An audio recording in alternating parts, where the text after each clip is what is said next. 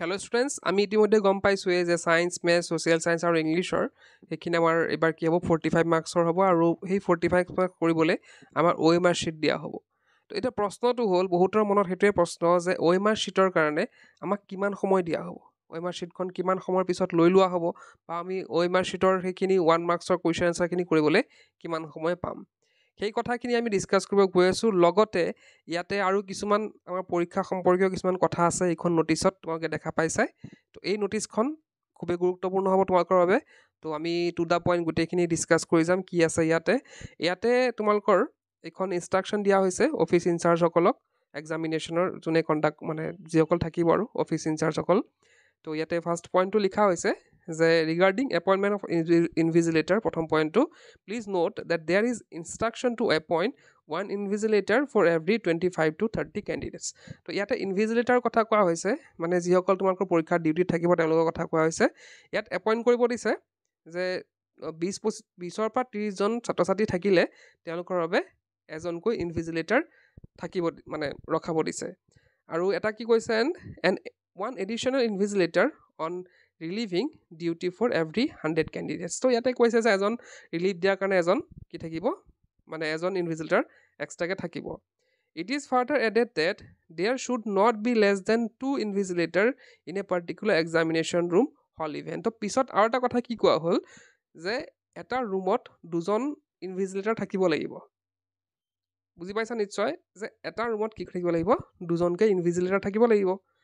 আৰু if no' number of candidates in that examination room hall is less than 30, in the chance every examination room hall must have at least 2 invigilators on duty. তো আগত পৰামৰ্শ দিয়া মতে কি আছিলে যে 25-ৰ পৰা 30জনৰ কাৰণে এজন ইনভিজিলেটাৰ এপইণ্ট কৰিব দিছিল, কিন্তু পিছৰ অৱস্থাত কোৱা হৈছে যে এটা ৰুমত হয় 30জনকৈ কম থাকিলেও, এটা ৰুমত 20-ৰ পৰা 30জনতকৈ কম ল'ৰা ছোৱালী থাকিলেও সেই ৰুমত, এটা পাৰ্টিকুলাৰ ৰুমত 2জনকৈ ইনভিজিলেটাৰ ৰখা হ'ব।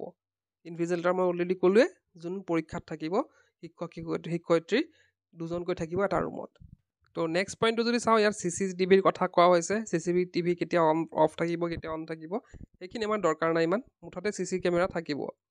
থাৰ্ড নম্বৰ দিছে regarding collection of OMR answer sheet by the invigilator in examination room hall the following instruction is added. এইখিনি খুব গুৰুত্বপূৰ্ণ যে আমাৰ OMR শ্বীটৰ ৰিলেটেড ইয়াৰ কথা কিছুমান লিখা হৈ আছে, সেইখিনি জনাটো খুবেই দৰকাৰ।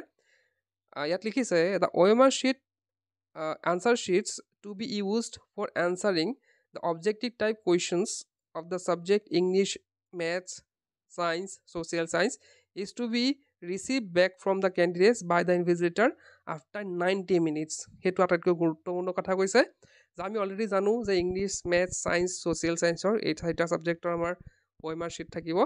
OMR শ্বীটখিনি কি কৰিছে 90 মিনিটছৰ পিছত কালেক্ট কৰিব দিছে, কি কৰিব দিছে 90 মিনিটছৰ পিছত, 1.5 ঘণ্টাৰ পিছত সেইখিনি কালেক্ট কৰিব দিছে। Of the commencement of examination in order to arrange the OMR answer sheet serially in accordance with the roll numbers. এতিয়া কথাটো হ'ল, এতিয়া তোমালোকৰ হয়তো প্ৰশ্ন উঠিব পাৰে যে 90 মিনিটছৰ পিছত কিয় লোৱা হ'ব। 90 মিনিটছৰ পিছত লোৱাৰ এটাই কাৰণ যে তেওঁলোকে OMR শ্বীটখিনি লৈ পেলাই তেওঁলোকে কি কৰিব, ৰোল নাম্বাৰ ৱাইজ এইখিনি ছেট কৰিব লাগিব। ৰোল নাম্বাৰ ৱাইজ সেই OMR শ্বীটখিনি থ'ব লাগিব, সেইকাৰণে অলপ টাইম লাগিব। গতিকে সিহঁতে 1.5 ঘণ্টাৰ পিছতে তোমালোকৰ পৰা OMR শ্বীটখিনি লৈ ল'ব। তো এতিয়া এটা বস্তু ইয়াৰ পৰা ক্লিয়াৰ হ'ল যে আমি OMR শ্বীটৰ আনচাৰ কৰিবলৈ আমি 1.5 ঘণ্টা সময় পাম। তাৰপিছত কি লিখিছে, the count of used OMR answer sheet must tally with candidates present in the examination hall room. Similarly, the unused OMR sheet against the absent candidate is also to be arranged serially according to the roll number and kept separately. তো যিসকল ছাত্ৰ ছাত্ৰী আছে তেওঁলোকৰ বেলেগকৈ থাকিব, কালেকশ্যনটো বেলেগ হ'ব, আৰু যিসকল এবচেণ্ট থাকিব তেওঁলোকৰ কালেকশ্যনটো বেলেগ হ'ব। তো সেইটো আমাৰ ইমান দৰকাৰ নাই।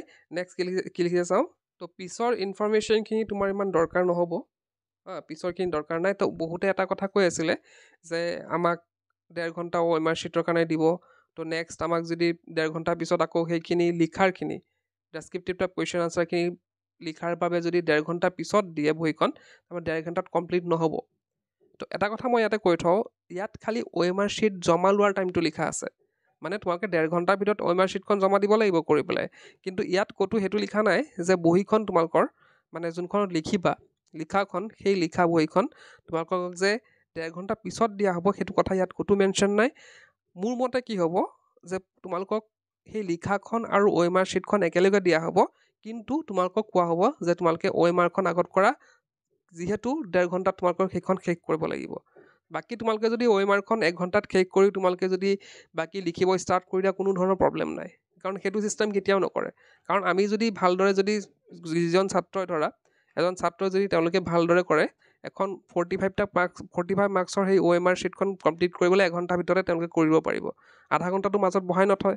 গতিকে তোমালোকে চাবা এক্সামত গৈ তোমালোকৰ OMR শ্বীটখন আৰু তোমালোকৰ সেইখন লিখা বহীখন তোমালোকে একেলগে দিয়া হ'ব।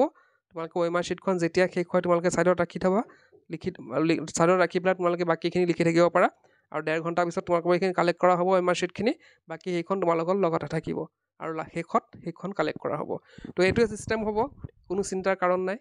বহুতে চিন্তা কৰি আছে 1.5 ঘণ্টাত কিদৰে কমপ্লিট কৰিম, একো চিন্তাৰ কাৰণ নাই।